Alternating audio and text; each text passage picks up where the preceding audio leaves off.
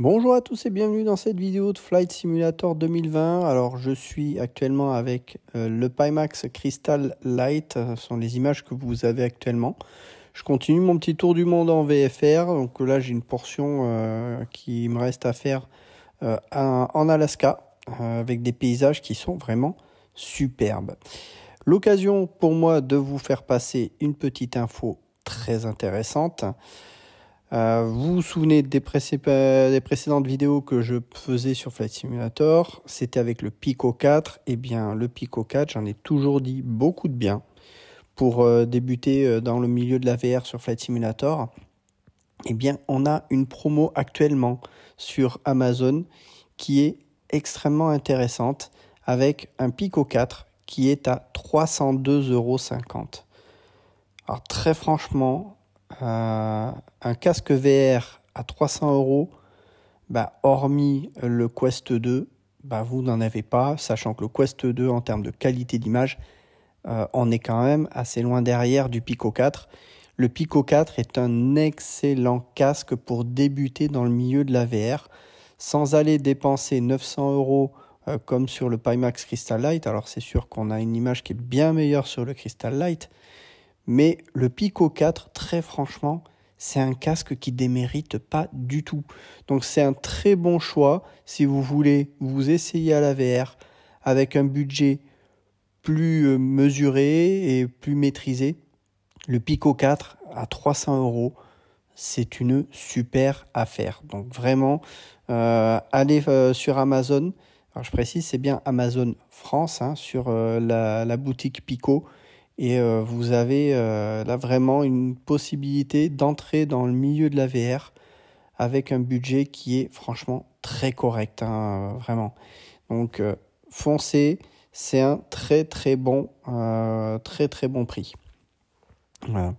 Donc je continue avec mon Crystal Light, donc en Alaska, c'est très très beau, il y a de très très beaux paysages.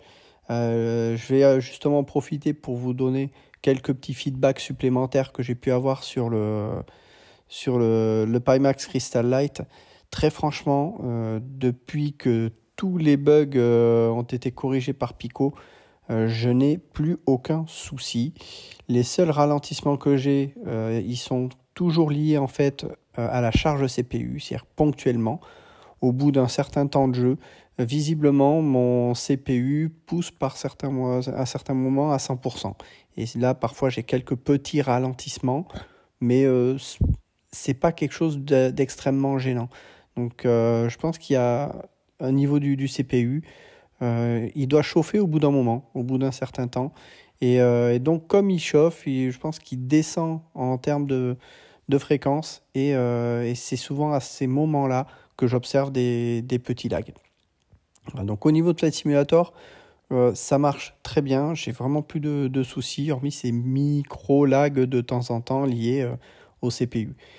Les retours que j'ai pu en avoir par d'autres personnes également montrent que certains autres jeux sur Steam ne fonctionnent pas aussi bien, ce qui est le cas visiblement pour certains pour Half-Life Alyx. Alors, j'ai pas pu tester parce que je ne l'ai pas. Et puis, comme je n'ai pas les contrôleurs, je ne peux pas vérifier ça. Je n'utilise mon Crystal Light sans contrôleur et uniquement dans Flight Simulator. Et donc, à ce niveau-là, je veux dire que je suis pas du tout embêté. Petit retour également concernant les paramètres graphiques, à savoir notamment pour faire écho à la vidéo de VR Flight Sim Guy, qui a publié des paramètres qu'il préconisait en fonction de certaines configurations. Je les ai testés de mon côté, je dois reconnaître que ça marche très bien, et notamment, avant j'étais en 72 Hz, ou 75, je ne sais plus le chiffre, et donc il préconisait de passer en 90 Hz, et en décochant certains paramètres, et étonnamment, c'est relativement fluide, je tourne aux environs de 32-34 images par seconde. C'est très fluide. La netteté est franchement correcte. J'ai aucun problème. Bref, l'image est magnifique. Et les paramètres que vous avez dans la vidéo de Flight Sim Guy, vous pouvez aller les vérifier. Ça fonctionne bien. En 90 Hz avec ma config, ça marche très bien. Voilà. Sinon, pour d'autres jeux, malheureusement, j'ai pas eu trop l'occasion d'aller tester encore sur DCS. J'ai beaucoup fait de Flight Sim. En fait, le Pimax Crystal Light sublime tellement l'image que l'on a dans Flight Simulator que je m'en lasse pas. Et à l'heure actuelle, je dois faire à peu près 2 à 3 vols par jour. Alors, quand je dis 2 à 3 vols, c'est des vols assez courts hein, sur mon étape de, de tour du monde en VFR. Donc c'est parfois des vols qui font 10 minutes, parfois 20, parfois 30. Voilà, donc je fais à peu près en général une session d'environ 1 heure par jour. Et c'est extrêmement plaisant avec le Crystal Light. Vraiment, ça révolutionne la façon que j'ai de voler dans Flight Simulator et c'est vraiment un réel plaisir. Hein. Donc voilà un peu les retours supplémentaires que je pouvais vous faire sur le Crystal Light, mais ce que je voulais surtout vous communiquer, ben, c'est cette promotion que l'on a actuellement sur Amazon concernant le Pico 4. Je recommande vraiment ce casque, hein, le Pico 4 pour débuter avec un budget de 300 €. Vous n'avez rien qui arrivera à la cheville du Pico 4.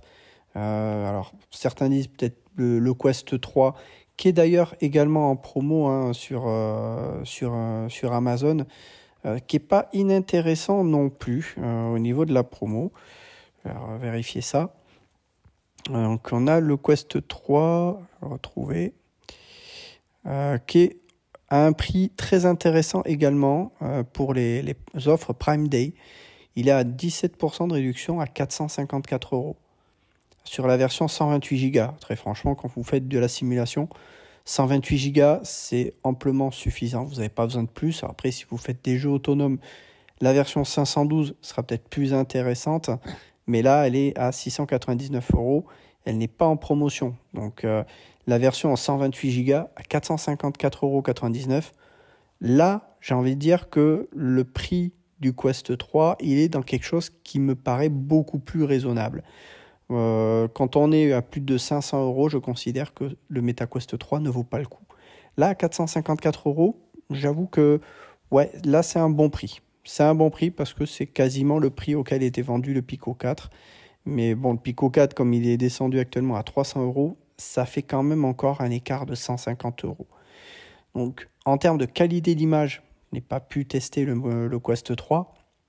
Mais ce que je peux dire, c'est que pour Flight Simulator, le Pico 4 a déjà une excellente image qui est, de l'avis de tous les tests que j'ai pu voir, très similaire à ce qu'on a avec le Quest 3. Donc, moi, je suis plus d'avis de conseiller de partir sur un Pico 4. Maintenant, si vous faites plus de jeux autonomes, je pense que le Quest 3, vous aurez une meilleure qualité d'image sur d'autres jeux. Donc après, à vous de voir ce que vous préférez, sachant qu'à 450 €, ben, vous êtes à la moitié du prix d'un Crystal Light. Alors c'est sûr que la qualité d'image que l'on a dans le Crystal Light, dans Flight Simulator, c'est clairement un gap au-dessus du Quest 3.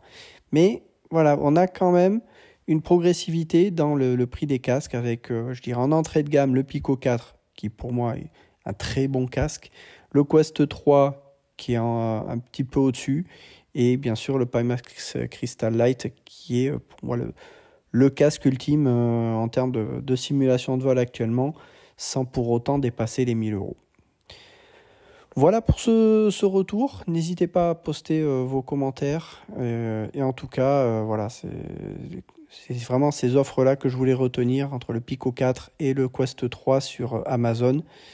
Et néanmoins, je continue à vous dire que le Crystal Light, pour moi, est actuellement la meilleure option pour le milieu de la simulation. À très bientôt.